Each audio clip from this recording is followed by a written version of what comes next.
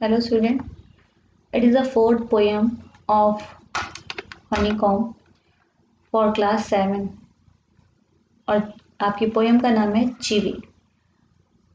चिवी यानी ऐसा पर्सन जिसे बार बार हर काम के लिए रोक टोक करनी पड़े, उसे चिवी कहते हैं। अब यहाँ डिस्क्रिप्शन बॉक्स में भी आप देख सकते हैं, यहाँ पे माइकल जो कि आपके पोएट हैं उनके बारे में लिखा है कि जब वो 5 साल के थे तो उनकी मदर उनको एक छोटे से स्कूल के लिए लेके गई, अपने जो पड़ोस में ही था एडमिशन दिलाने के लिए। वहाँ पे टीचर ने उनसे पूछा कि what does your mother call you at home child, तुम्हारी माता जी तुम्हें घर में क्या बुलाती हैं।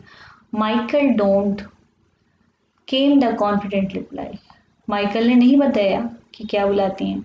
चलिए आइए चलकर देखते हैं और एक कंफर्म रिप्लाई करते हैं उसके लिए। तो उसके लिए सबसे पहले चिवी का मीनिंग एक बार फिर देखिए।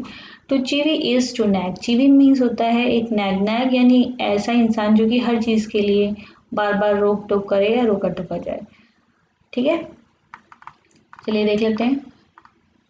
पहला पैराग्राफ देखिए जल्दी से।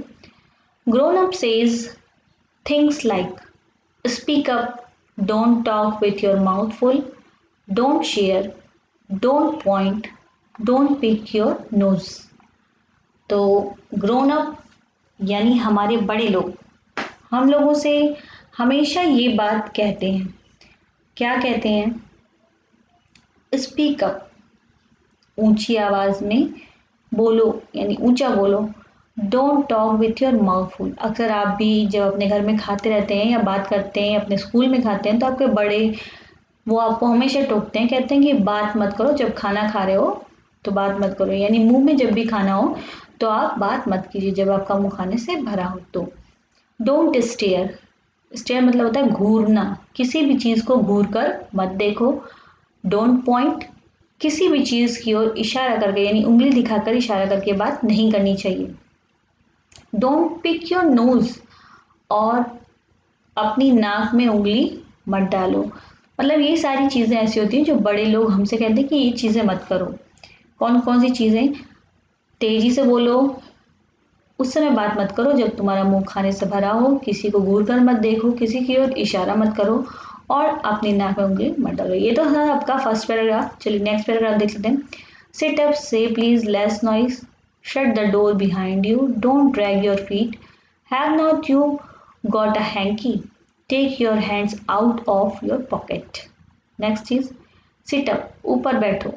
से प्लीज, अगर किसी से कोई काम कहना हो तो उसके लिए कृपया लगाना जरूरी है, यानी प्लीज कहिए उसे। लेस नॉइज, शोर कम करिए। Shut the door behind you, अगर आप कहीं जा रहे हो घर से बाहर या रूम से बाहर तो निकलने के बाद अपने पीछे दरवाजा बंद कर दें। डोंट ड्रैग योर फीट, अपने पैरों को घसीटिए मत, जैसे घसीटते हैं बच्चे, तो वो चीज़ मत करिए। Have not you got a hankie, क्या आपके पास कोई हैंकी नहीं है।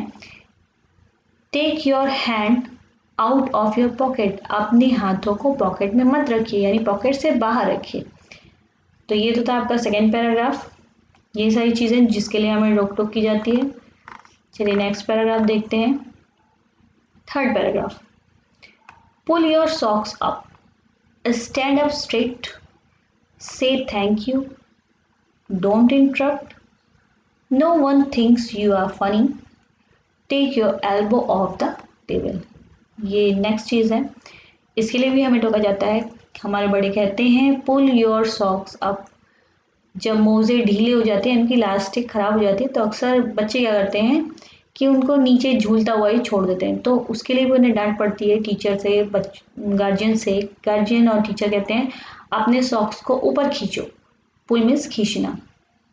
स्टैंड अप स्ट्रेट, जैसे कभी कभी क्या होता है झुक कर खड़े हो जाते हैं, तो उसके लिए भी कहा जाता है सीधे खड़े हो, स्ट्रेट खड़े हो।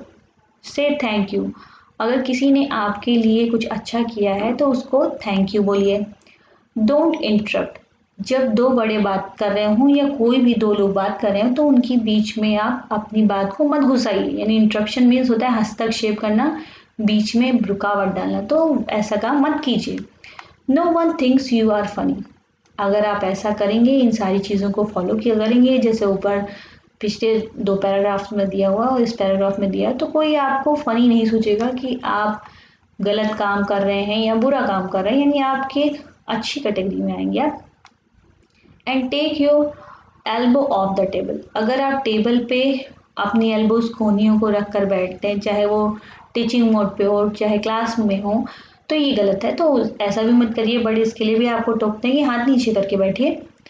तो ये सारी चीज़ें थी जिसके बारे में आपको रोक टोक की जाती थी। लास्ट लाइन देख लेते हैं। इस पोएम की लास्ट लाइन क्या बता रही है? Can not you make your own mind up about anything. इस लाइन में है कि आप किसी भी चीज़ के बारे में अपने मन से अपने दिमाग से ही सोच नहीं बना सकते हैं, विचार नहीं बना सकते हैं। जो चीज़ें पहले से हैं निर्धारित ही वही आपको करना चाहिए, यानी उसी के अकॉर्डिंग आपको काम करना चाहिए, जिससे आप एक परफेक्ट इंसान के रूप में उभर कर सामने आएंगे। तो ये थी आपकी पोएम चीवी।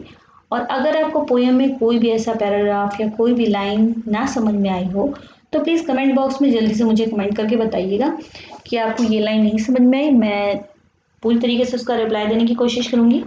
और वीडियो अगर आपको पूरी तरीके से समझ में आ गया हो तो वीडियो को लाइक कर दीजिए, चैनल को सब्सक्राइब कर लीजिए और बेल आइकॉन प्रेस कर दीजिए ताकि आपको टाइम टू टाइम वीडियोस मिलते रहें।